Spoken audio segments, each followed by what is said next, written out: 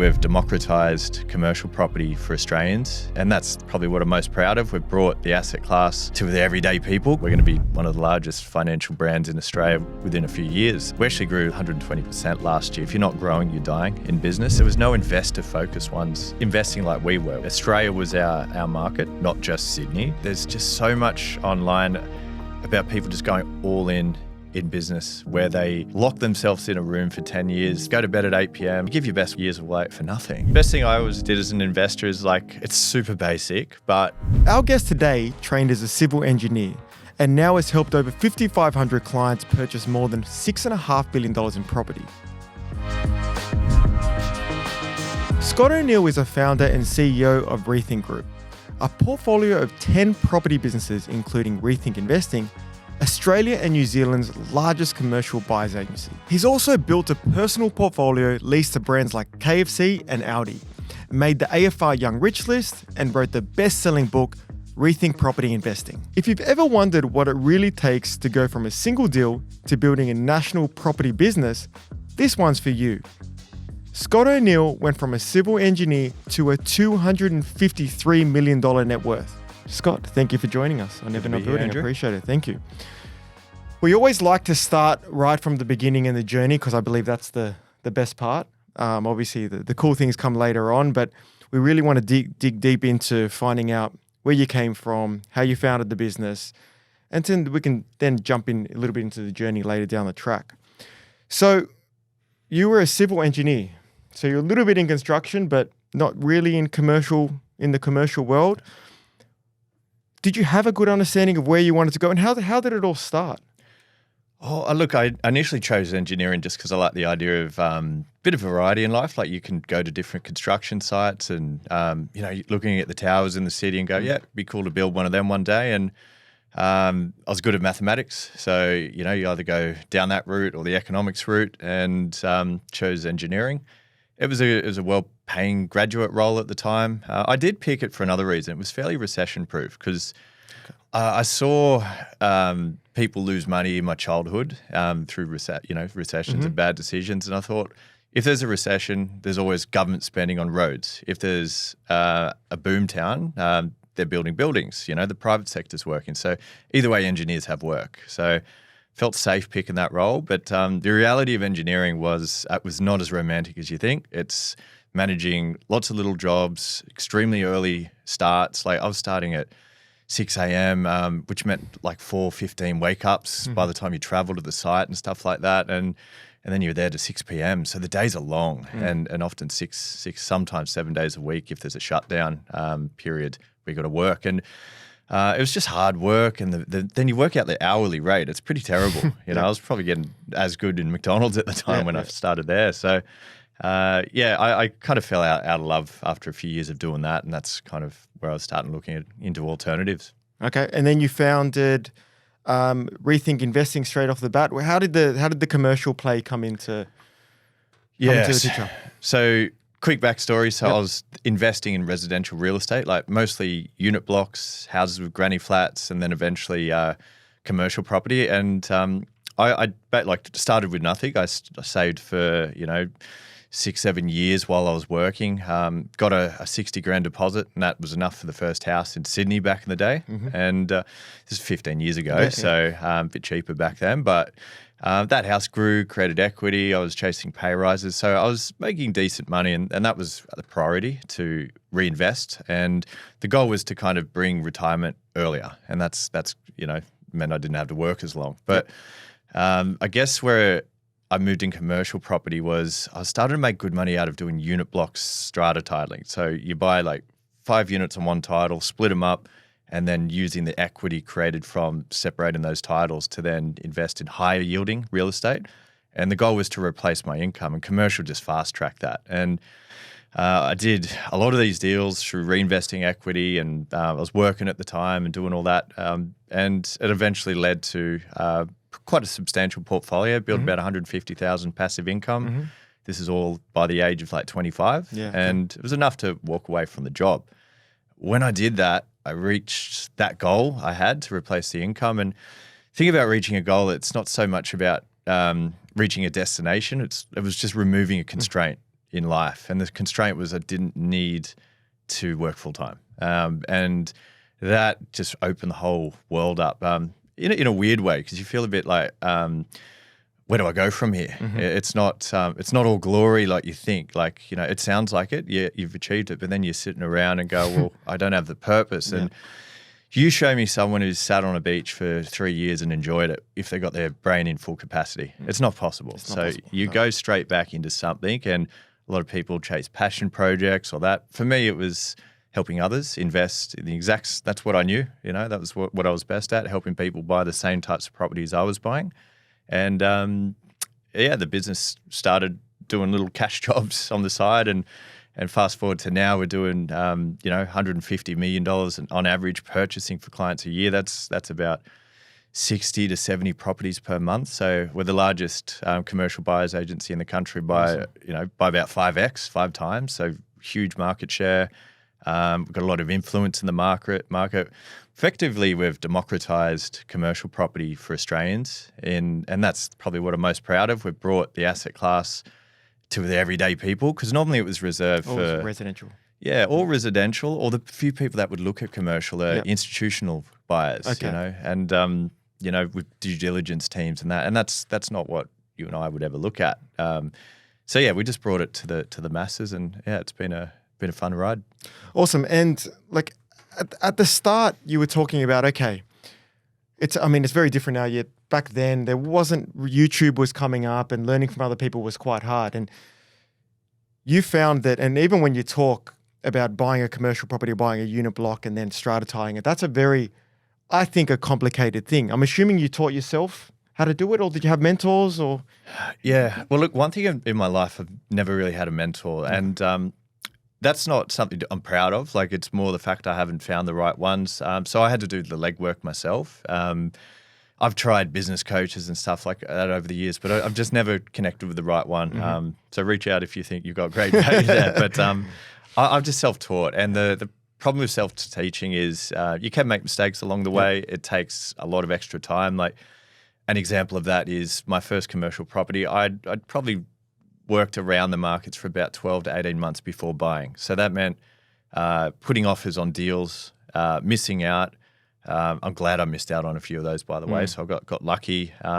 Talking to every rental manager in town, working out what asset classes are driven by what economics, just trying to work out how to value everything. Why is the rent that rent? How much does it cost to construct these things? Like, just working every angle of it before I really understood enough to buy it, and just got to a point where I was comfortable with the asset class. And it took a long time. I started at a low price point.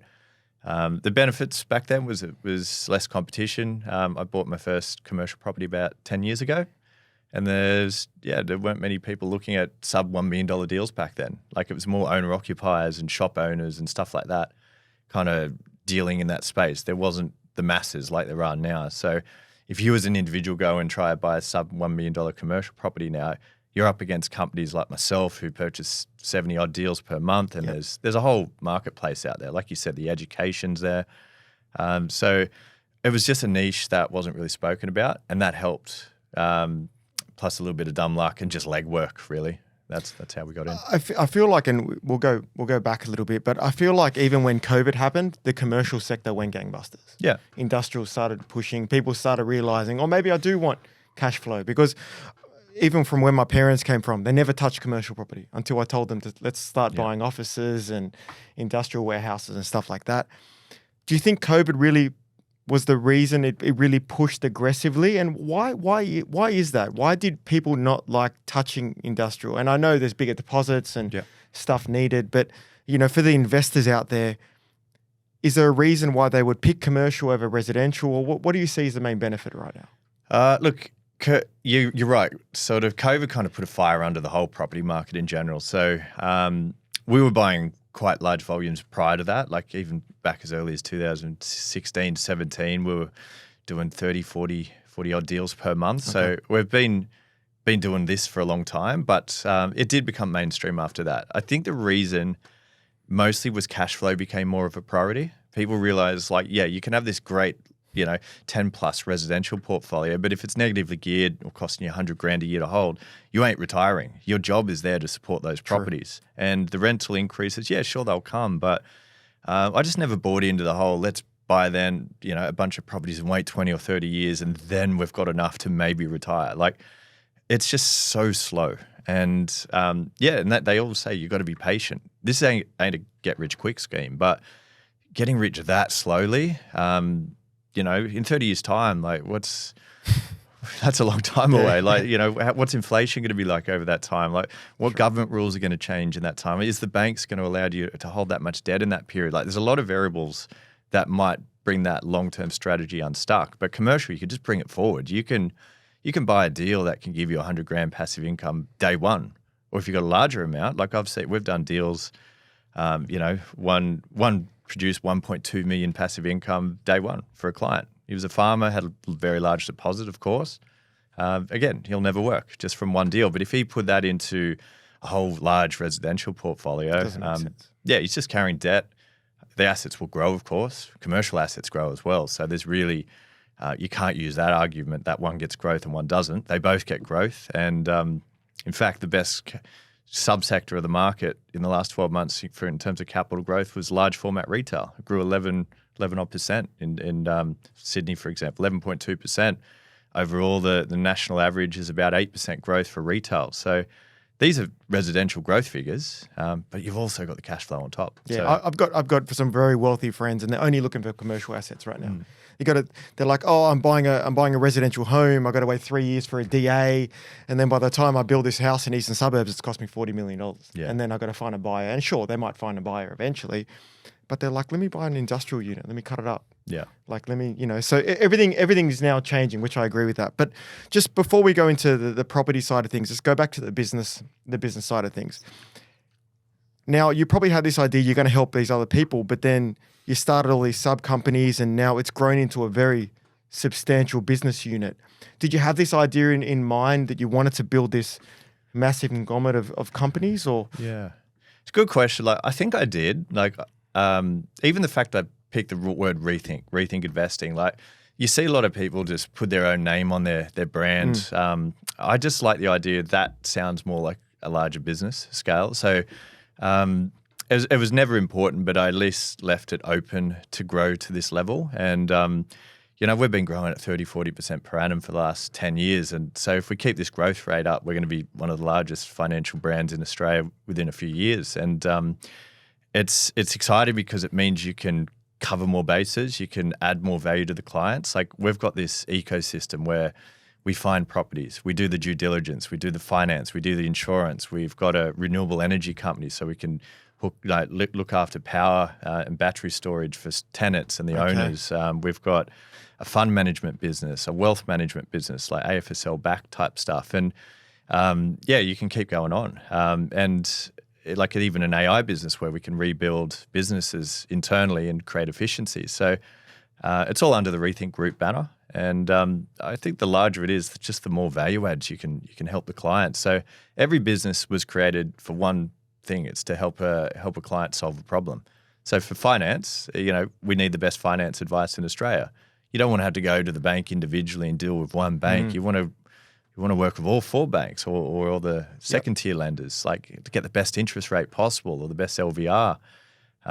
Insurance is extremely complicated. As you know, like imagine insuring a large cold storage facility. Like, you've got to get a surveyor out there and check what the cost of the facilities are in there, like who pays what outgoing, what's the fire rating on this stuff. Like, you don't just go to a little offline website and just get an automatic quote. So you need these companies in a way to actually invest properly. Is it hard to manage that? Because obviously, even for me, when I have international offices, I got to hire GMs for those offices. It's very hard to manage with the time zones. But when you have all these business units, how do you go about it? Do you find heads of those companies to run them? Do you run them yourself? When it starts becoming a lot bigger, it starts becoming hard. Good question. Like, it's having the right people is key. So insurance, you need someone who's got, we've got a 20-year experience insurance broker. we approached them and they basically came on board. So we'll share ownership with the business, and then they will look after the business like their own. We provide the leads, we provide the infrastructure. They've got to adhere to certain customer service levels. So huge goal last year, 2025 for us, was just to get our customer service level up. And we're going to continue that forever because we're growing so quick.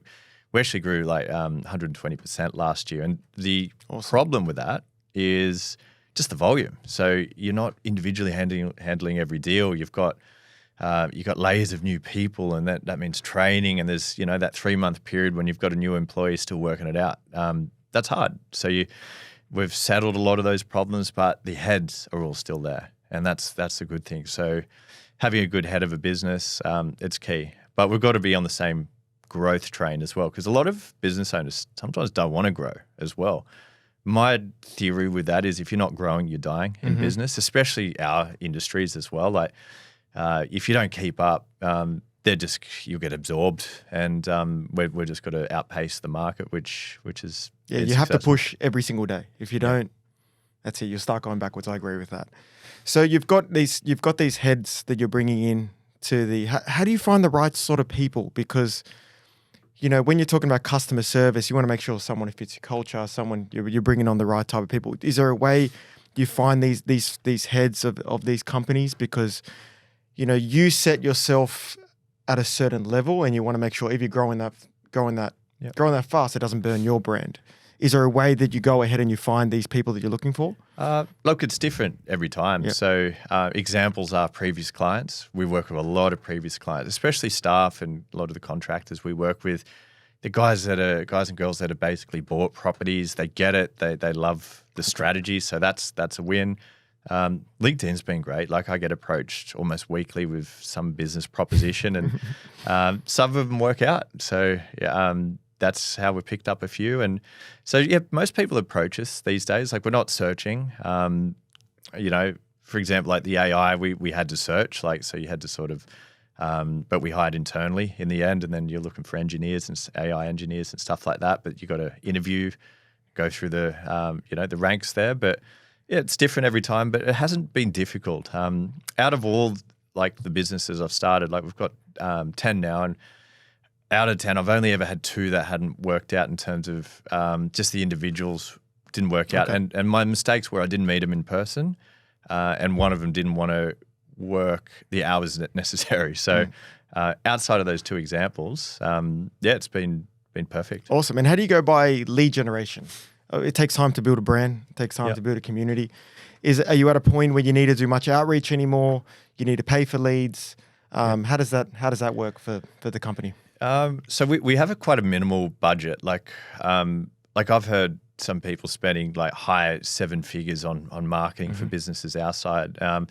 We're low 6 figures type stuff, and that's across everything. That's including like podcast room hires and stuff like that. Excellent. So we don't spend much in that space. It's a very minimal budget, but our content's quite niche, like especially commercial property. Like we've got our own podcast, we've got a book out there, a couple of books, and I guess like we're just known in the industry for being around for a long time. So if someone Googles commercial property buyer's agent, like we're basically top of Google.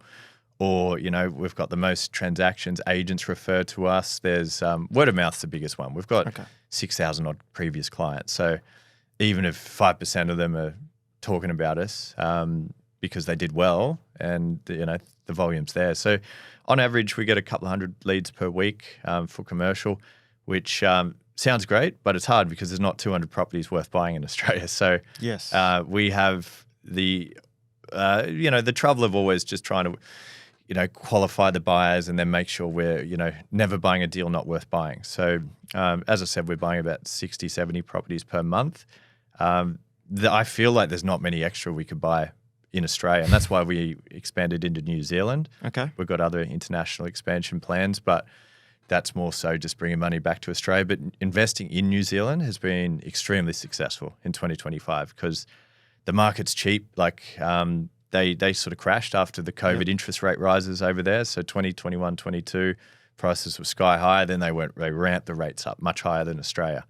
and there was 20 to 30% price corrections for commercial. So we're now getting in there at quite large discounts. And now the interest rates, they're lower than Australia. So they're up towards like 9% for a commercial loan. You're in the 5% now. So significant change in cash flow pricing, but the market hasn't priced that in yet. So we're having big wins there for clients. I've personally put a industrial property under contract in NZ. So that's opened more space to buy, more deal flow. And then it's really just higher price points in Australia. And we're still very busy in residential. So we love residential. Like this is where you start. Like we talk about commercial a lot in this podcast, but you don't want to start there if you've never invested, because you got to cut your teeth on basic stuff. And, if you lose a tenant in commercial property, which can happen, it could be an act of God, it could be just something out of anyone's control. Like my first, vacancy I had was an IGA, and there was a divorce. The couple just, they hated on each other so much they decided to close the shop and not service their clients, and they let the stock all ruin, like all the milk and the butters and that. They just let it rot. Nothing to do with the business, just to do with individuals. So that can happen. And if you're a first-time investor and you're, your skin's not thick enough to deal with that, that could ruin your life. Yeah, I felt it. I felt it personally, so I get it. Just going back, and I think this is for a lot of the viewers as well, just about building the brand. People think that, we talked about this a little bit before. You go out and start a company, it's all going to be fun and you're going to be the boss and you can come in and you can do what you want. It's not like that. It takes years and years and years and years of persistence. And then finally you have that breakthrough and people know you personally, people know the brand, and you start getting referrals and stuff like that. Is there a time where you thought, actually it's finally working? We're making leaps and bounds. The compound interest starts paying off. Yeah, good question. Like, thinking back into my journey as a business owner, the first 2 years were horrible. Didn't make money, basically. It was really just keeping in the game to invest, because I was still personally investing. And I thought, if I'm staying in the market investing, I know exactly where the good deals are. Like I don't have to relearn the valuations on what rents are going for in Adelaide to Perth, all that kind of stuff. So keeping on the pulse was important to be the best investor I could. So that was a side benefit. But I was just door knocking to get leads and approaching mortgage brokers, and people were trying to bypass me as a buyer's agent, because I'm an individual. No one trusts an individual, and especially if you're asking for large fees, because we might charge 2% on a $10 million property. It could be $200,000. When there's a big due diligence team and a large business behind you that's got everything, like a corporation basically, it makes sense because you're going to easily get that value. But it was a hard slog. Then all of a sudden, you get those individual deals, and then that expands into, 2 or 3 a week, and you start getting busy. And I found once I got to about 10 staff, that's where it was the most difficult, because I had all this responsibility of almost dealing with every client, but then managing people, and you got the overheads as well. So those overheads crush your margins in your business for a while. And so you go from making a lot of money from like 0 to 5 employees, and then you got the 5 extra to support them, and then you got to pay for marketing to get extra leads. And it basically, you're almost going backwards. So you start, you struggle for a while, you get ahead, then you've got to go backwards to scale. And but it really kind of clicked probably 2 or 3 years ago, where it's just a large business. Even if there's recessions and stuff like that, now we're built for that. We've got volume behind us, and that creates safety. It means job security is good. It means even for me as a personal level, I could sort of get the best possible people for individual roles. So like acquisitions people, we've got the best in the country by a mile, because that's all they do. So they might be focusing on Melbourne only or Sunshine Coast only, and they're in that market individually. Like, imagine you're a one-man band competing against someone who's literally having dinner with these agents and business owners in that local market. Like, you're going to get the deal. So we get the better quality because of scale as well. So it definitely gets easier, but that was a 10-year journey. Got you. So you turned 28, you were financially secure, you set yourself up. What changed from then? Because obviously, and I've been in that point where you don't need any more money. Like, I've got enough. It's hard to find your purpose. What happened from then? What were you going through at that age? You made your money. where next? Because it's hard. Then you got to think, oh, what am I waking up for every day? Yeah. And I had that moment, like I was in Europe at the time, and we did 6 months off, and it was a great experience. The first 3 months, you're just partying, mates were coming over, like because it's European summer, and then September hits, there's less people there all of a sudden.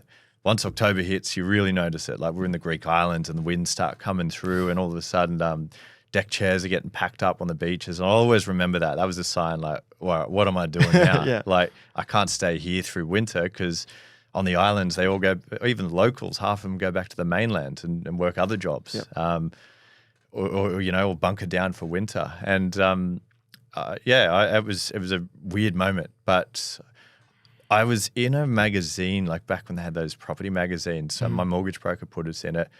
And like it was just like a portfolio update, showing the cash flow, and had literally 100 people reach out. Oh, how'd you find those unit blocks? Where'd you buy that commercial property? Like, can you help us do that stuff? And that's how the business started. It was an accidental one, just dealing with demand that came before I had any idea of a business name, or there was no website or ABN or anything like that. It's just receiving, like jobs from mates and uni people, and even my family, my sisters bought through us. Like, and I was doing all this for free as well. And then I just didn't know what the buyer's agent industry was, and just thought, all right, well, like I'm putting literally 10, 12 hours of work into this. So, I couldn't do that for long. And that's when you started charging a buyer's agent fee, and the rest is history. Was there any commercial buyers agents around at that point? Because obviously the residential had been around for a long time.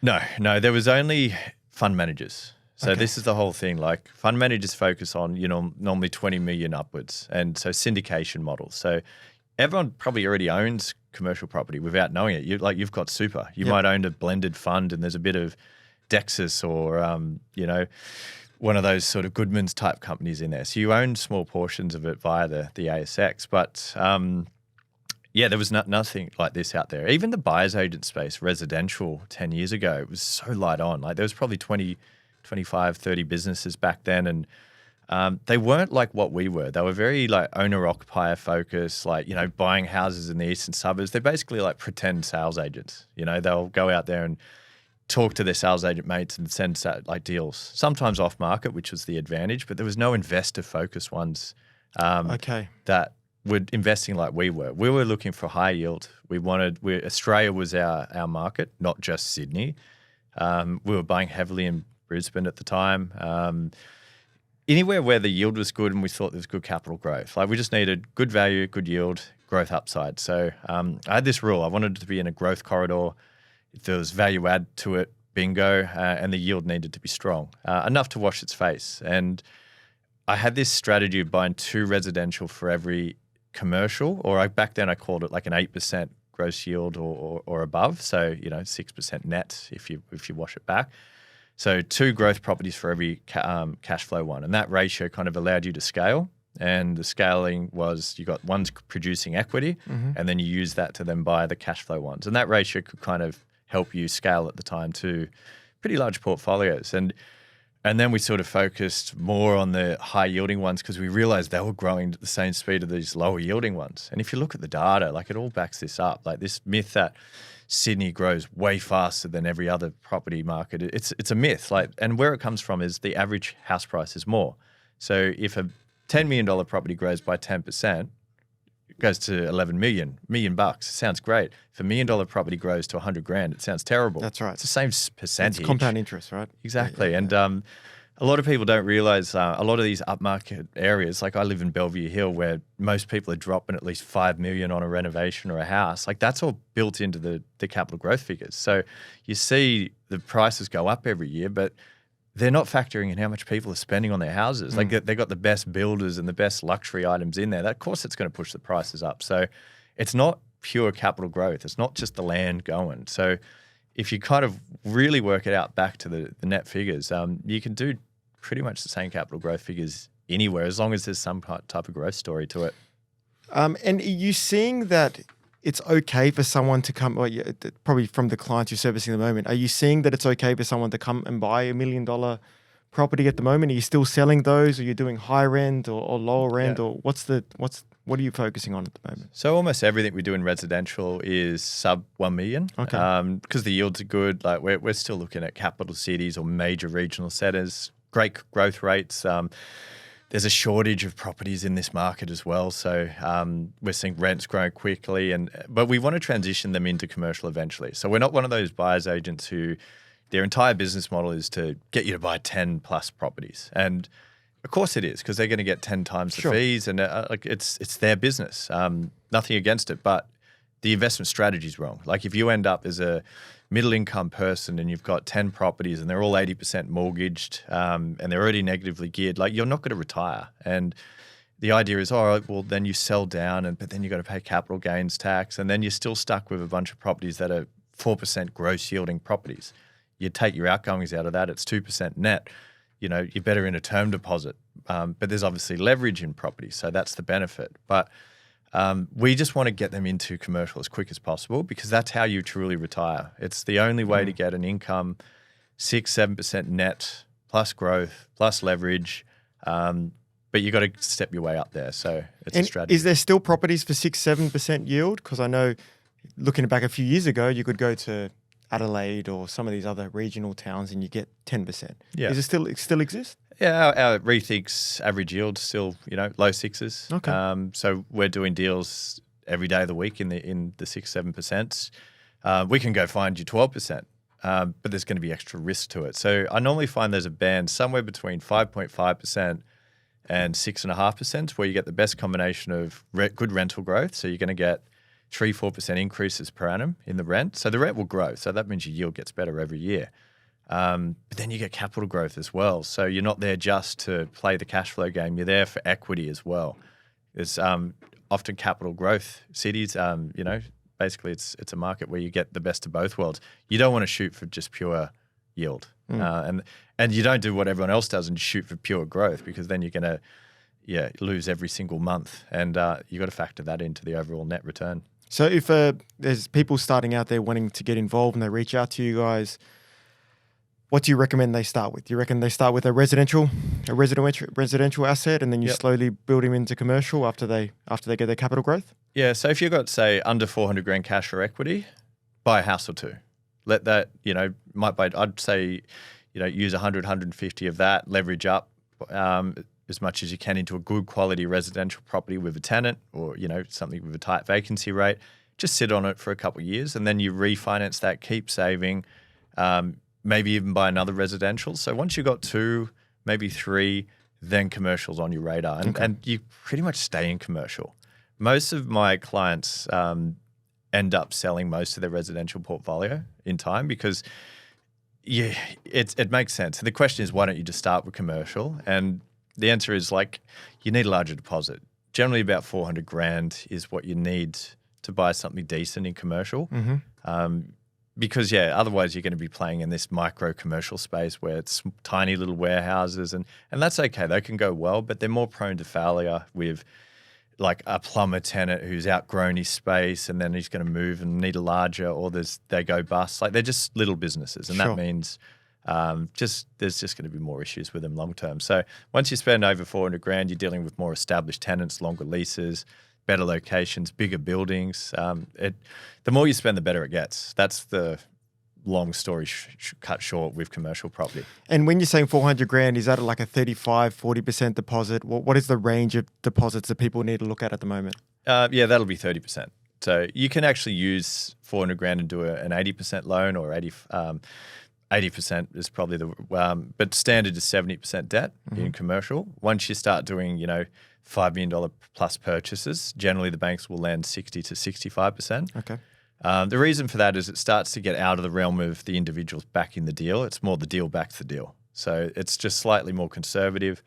And that's how you should run a good portfolio long term as well. Like, this idea of running a $10 million portfolio with 80% debt, it's madness as well. And this is something I say a lot on podcasts now, because everyone's pushing debt up as much as you can, debt to your eyeballs, buy as much as you can, because we're in a boom run at the moment. But the reality is, it's not going to always be like this. There's a lot of things that can potentially hurt the economy in the next few years. And if you're one of those people that are sitting at 80, 90% leverage, like the banks, like I saw it in the GFC. There's one guy I was watching. He got up to about 250 houses. Those 250 were all in South Brisbane mostly. So this guy owned literally half the area. And then the banks called in. It was CBA. They were overexposed to the Logan Shire, and they reduced the LVR to about 50% or 55% at the time. This guy was overexposed. He didn't lose half his portfolio. He lost 70% of it because you can't sell everything in a down market. This is kind of around the 2010 period, 2008 to 2010. So he's just trying to find cash anywhere. So then had to fire sell a few deals. It got really ugly for this individual, and I just never forgot that. So I've got a very large portfolio, like well over 150 mil, and if I'm sitting in a position where that happens, it would be a disaster. So I just, I don't go near those LVRs, and I sit at sort of 40% these days. Okay. I'll tell you a little bit about my story a few years ago when interest rates going up. But before we get to that, is that something you help people with when they come in? You help them because obviously it's much more beneficial if you're doing everything for them. But do you help them from a financial side as well and give them guidance on where they should be and what they shouldn't be to over leverage themselves? Yeah, so look, I think we're the most conservative buyers agents in the industry because we've got a company called Rethink Wealth, which is a financial planner. So they're properly licensed. They give financial advice for the individual. So we send people who want that 20, 30-year plan to them. And that planner considers property, not just shares, not just anything on the ASX. It's got to be property. They'll look at commercial, they'll look at residential. Like it's really nothing to do with the buyer's agency. It's to do with them, their risk profile, their jobs. And the good thing about that is then they'll come back with a plan and go, look, I need to sell one residential, buy a commercial worth $1.8 million. Find me that in November 2026. It's really specific for them. It's extremely popular service. They're 3 months booked out in advance every year. But again, one of my pet hates with the industry we're in is people just say buy, at any cost because they're just trying to boost revenue. We're not like that. We want to make sure we're setting you up for every economy, not just the one we're in right now. And that could mean sitting on your hands and doing nothing. It might mean just refinance now. We love talking people out of commercial too because it's not for everyone. Like we talk about the positives with commercial, but if you're in a industry that's a little bit sketchy in terms of, if the economy turns, you might lose your job or your commission might drop and you're using that to service a large debt. Like it's just not something worth pursuing because part of investing, it's not just making money, it's not losing money. That's probably one of my biggest strengths to date. Like I've made money. I could have made a lot more, but I've never had a really bad year in terms of just made bad decisions because I've over leveraged. And that's how you can kind of get unstuck once you get to a certain level. And I think it's very important that people come to people like you. I didn't have anyone in my life that had been through what I was going through, and I was making this whole bunch of money, and then I was investing in all type of shit, and I was losing $1 million on this property and $1 million on this property. So I think it's very important for everyone that's looking to invest to not really worry about the percentage that they're paying someone like your business, because it's much better to do something, pay a little bit extra, but get the outcome in the long term. Yeah. It's so true. And when you do make money, I've got a lot of tech entrepreneur clients and stuff like that. They sell it. They've got all this money sitting in a cash. And the biggest thing I see is they either go all in and try to do it again because it's addictive. Like you make a large sale on a business. You need purpose. You need to do something, but you can then lose everything you want. Sometimes it's good just to be boring. Yeah. Like put it in a good portfolio, put half your money away into good quality stuff is going to be okay, then play the gambling stuff on the side. But yeah, often people just go all in on the next, and developers are another one. You see a lot of that. Like there's so many stories of developers that just they scale up and up and up. They're going all in every time. It just takes one bad job, even if you've had 20 good ones, to undo the good work you've done for those previous 20. So yeah, it's hard to be boring sometimes in this space. So going back to the business side of things, is there any point where you're like, it sounds like you had a really good experience in investing in property. The business is a different, different game in itself. Is there any time in business where you learnt a valuable lesson where maybe you didn't lose a heap of money, but you invested in something and it didn't work, and you're like, I learned this is a lesson that I'm never going to make the same mistake again? Look, not in terms of investing or like touch wood, been very solid in that space. Like probably more from the business side. Yep. I mentioned my 2 business relationships, and they didn't end in bad terms. They just didn't end up succeeding. Just jumping in the bed with a business partner too quick without knowing them, without knowing their growth, even their personal life. Like, if they want to have a cruisy day and switch off at 5 p.m., like Rethink is not for you, because we're going to be going hard every year because we have to. It's a competitive environment. So just knowing who you're working with. Previous staff, so I think we've got, like, as of right now, probably the best team we've ever had. We've got incredible operators. They operate as, like, even the ones that don't have business equity and stuff like that, they're sharing the wealth with what they do, and they make very good money. They're paid well. Others, they're like, we want to create career paths more. Like, it's just keep the talent. And, next year, that's something we're working hard. Like, we hired our first internal HR manager just to really look after it, because the mistakes I've made in the past is sometimes there's someone in the team that is not going to fit in your team because they've either got some personal issue with the company's growing faster than them, or they're jealous of someone else in the business. Like a bad egg, Tom Panos uses this quote. He goes, misery loves company. So if someone's miserable in a company, you can't change them. Like, they're going to be miserable. They'll find someone else in the company, and they're going to just bring everyone else down, bitch around the corner and just, and they'll just do what they need to your face. And because I sort of know what goes on with my company, you hear rumors and then you try to look after them and you try catch up and try do whatever you can to kind of get them on board.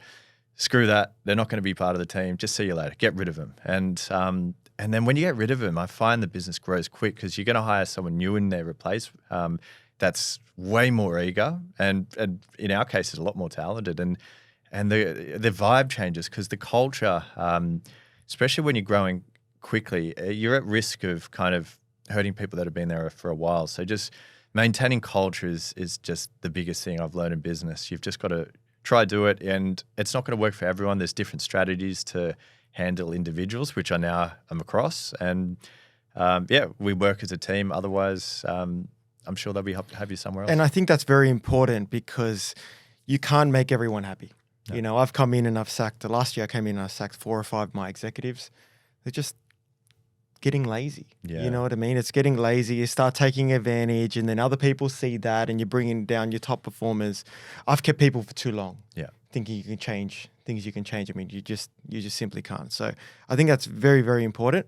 What about, like, you've got all these things going on in your business life. Is there stuff in your personal life that you want to do, or that helps you in your business life? Because, running this many companies, there's no shortcut. Yeah, a good question. I think I operate. So one of my biggest strengths is I have very little stress. I'm not stressed, basically. There's a lot going on, and the ways I manage stress is, if it's out of your control, it is what it is. Even bad decisions end up just being your life. Eventually, you'll adapt. Your stable datum becomes whatever your life is at that point. Like, if you're living up here, that becomes boring at some point. Then you want that. If you're living down there, even if you're in jail, at one point you'll go, oh, in jail, that wasn't the worst day ever. But if you and I spent a day there, would probably be it'd be the worst day of our life. So whatever happens, happens, and that's kind of a good mentality. Balanced life is key. Like, there's just so much online about people just going all in business, where they lock themselves in a room for 10 years. They go to bed at 8 p.m. Like, I'm all for that. Like, don't drink for 1,000 days. That's all great, but you don't want to, like, this is what Richard Branson said to us. He's like, we were talking about where you want to go in life, and he said, think about all the money you're going to make over the next 20 years. You'd give it all away to be back here right today. Mm-hmm. And it's so true. Like, if someone gave you $1 billion, but you're now 20 years older, I don't know many people, unless you're bloody 5 years old, that would take that. Because your life, that's more important than money by far. And I just think about that daily. Like, I don't give a crap how much money I got in 20 years. Like, hopefully it's the same amount or more, but yeah, now is the time. So keep living, and business is part of living. If you're not enjoying your day, cut back on work or do more work or get out. Like, you just got to change it. Live for today. But just remember there's consequences for tomorrow. But people just kind of don't live for today and just think all about tomorrow. And you give your best years away for nothing. Yeah, I agree with that. And I was having a chat with the team before we come. We're like, we don't make it out alive. You know, like going out with billionaires and millionaires and stuff like that. It's like they don't shit gold and they don't piss champagne. However, going back to that previous point, as we were talking about before, you also, and you probably have this discussion daily with your clients, you don't need that much to survive. So if you've got a commercial property that makes 200 grand a year, 300 grand a year, do you think that's enough for, you know, a family to survive once they've got a house paid off and commercial properties? So yeah, I think that's an important topic. People think you need $100,000, $200,000 a month to survive. Well, fortunately, we've helped thousands of clients retire. One that comes to mind a lot is this young family, 2 young kids. They got about 80 grand passive income, paid off a camper van, and they've been going around Australia for the last 2 years. And they've got a house as well. Like, it's a modest price house. Like, so their life works perfectly for them on a very small income, and the income's growing as well. Like, they're not left behind with inflation. They've got an asset they could sell off. So, yeah, you don't need 200 grand a year unless you want to live, you know, in an expensive suburb and eat out all the time. And everyone just needs to work out what they need. And remember, like, you'll still probably work. Like, it might be 3 days a week and you'll enjoy that. So add that to the passive income, because it's, you know, who's really going to do nothing? Again, like, that's the whole thing. Like, you can't do nothing. Exactly. So you don't really need that exact passive income unless you're incapable of working or you've got some mindset where you just do not want to go near a job forever. And I haven't really met people like that. So it's all about flexibility and choices. Like I said, like, when I achieved my goal, it was just removing a constraint of having to work full time or the constraint of having to make money. And it did allow me to operate business differently. Like, I'd let deals go through that weren't good quality. Like, you know, when you've got the constraint of having to make money as a business owner, it can actually be problematic. Like, an example, I caught up with a friend the other day who's using a buyer's agent, and it was in the commercial space, and they were pushing him to buy a deal because they were an individual operator, and there was like a good size fee, like 80 odd thousand fee involved, and there was a massive retaining wall issue on this job. And they were pushing to buy the deal because they needed that check to come through to keep their business alive. And that's what happens in a business owner and you operate a bit differently if you are financially stressed. So, yeah, like, you want to be in a position where you're not acting like that. And that's just having some level of financial freedom. The worst decisions I've ever made is when I've acted on emotions for anything. Yeah. And in business, if you've got cash flow issues and you're really putting pressure on your sales team or whatever to close deals, you can see it. People can see the emotion in you. So I get it when you created enough to retire and then you actually make better decisions because you're not forced to do anything. Yeah. And what I've always found with making money is that the best thing about making money is you don't have to do shit you don't want to do. Yeah. And that, to me, that's really important. So, you know, you're now moving into a space, and we had this discussion before we started, is like, I came from a WOG family, so I grew up in a place where it's like, don't publish too much online. You know, it's you don't want people to give you the evil eye. You don't want people to be jealous of you.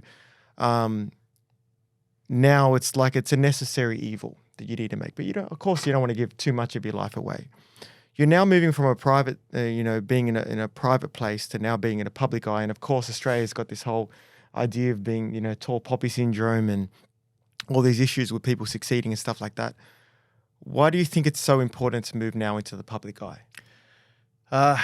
Yeah, well, look, it's all about personal brand these days and stuff. Like, I think it's changing though. So, like, maybe 10 years ago, like, the whole influencer thing, like, people are just showing these fake lifestyles. And I've heard so many stories of people that have caught up with certain influencers, and what they portray online is not reality, like the whole, like, people hire jets and stuff like that. It's way worse in the US and stuff like that. But there's just so much bullshit out there.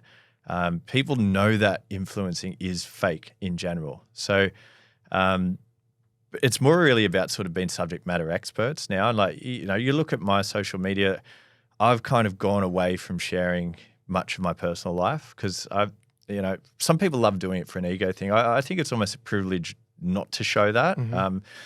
If people want to follow me, it's because of the commercial content or business stuff like that. Like, do they really give a shit what I'm doing on the weekend? Like, some would, but maybe for the wrong reasons. Some would just for entertainment factors. But I'm such a private person. I just don't love that idea of people knowing where I am at that point. Like, if people see us out and chat, that's fine. That's good. I like that. But I just think people see through the bullshit more, and there's so much of it online. It's just or like, I don't even like going on Instagram these days because it's covered with that. But now there's this new content start to come through where you might see lawyers talking about what they're best at, or, just subject matter experts. Like, there's some great business speakers and stuff like that. That's interesting. And that's what's getting more of the followers, I feel. So for me, that's my strategy. But yeah, I think anyone that's posting their supercar online and stuff like that, it's a flex, which might be done to attract the wrong type of attention, potentially. And you're right, there is tall poppy, and some people, want to give it back to society. There's all sorts of that. But I just kind of try to stay out of it a little bit. Awesome. And do you think that now that you have the experience, you have the history, probably people are going to trust you more, right? And then it's going to reflect it in the business? Yeah. So how we built the trust initially was showing deals we did.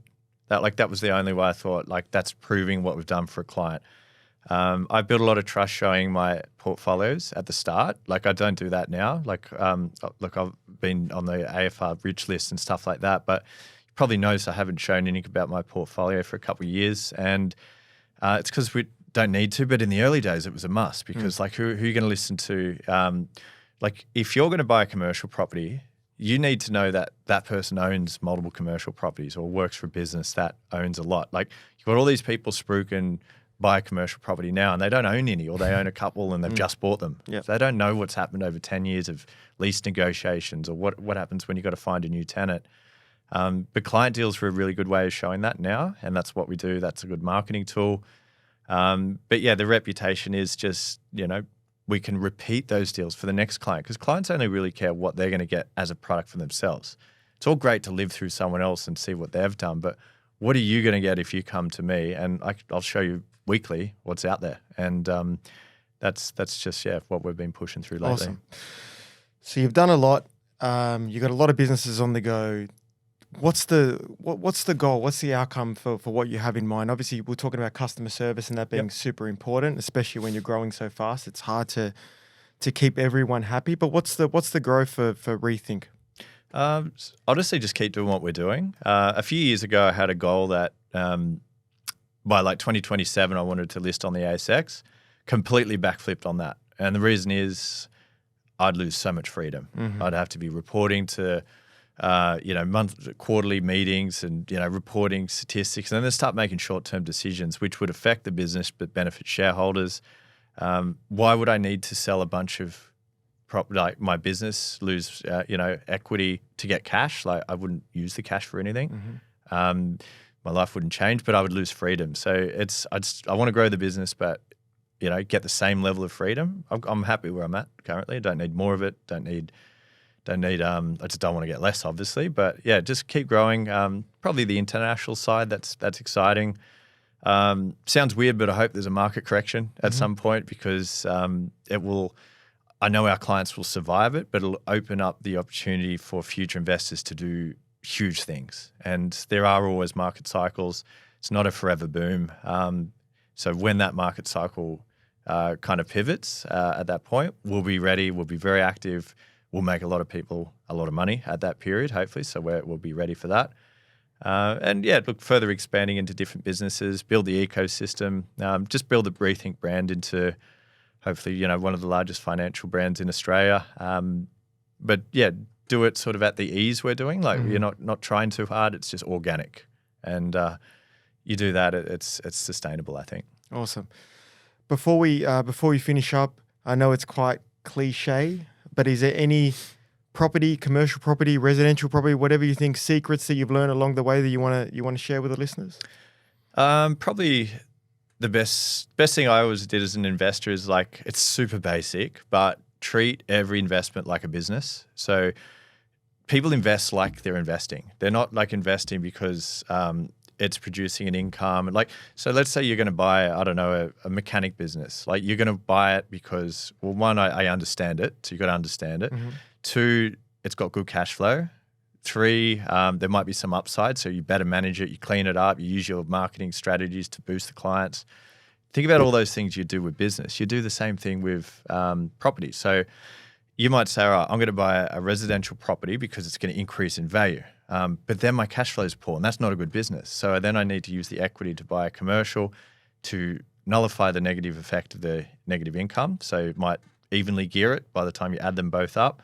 And then in 2 years, it's positive. This is all business talk. And then the valuation of those two properties is higher. Then you've got an income. This is, again, everything like the only thing we're not talking about is a business multiple, but that's sort of in there in the valuation anyway.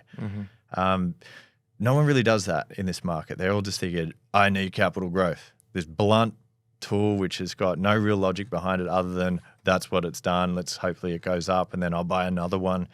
Think about it like a business and you'll get a different result. You'll invest differently. That's the end result. I've never thought of that way, and I really appreciate it. So thank you so much, Scott. Thank you for your time. I really appreciate it.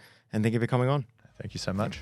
What I admire most about Scott's story is how grounded it is in real experience. Not just in the wins, but the missteps and the lessons that helped shape the business that he's built. From reaching financial freedom at 28 to leading a firm that's helped thousands invest smarter, his journey proves that success isn't linear. It's engineered through tough calls, setbacks, and strategies. If today's episode sparked something for you, share it with someone who needs to hear it. And if you're enjoying Never Not Building, hit follow so you don't miss what's next. Scott O'Neill, thank you for joining me. Until next time, keep building.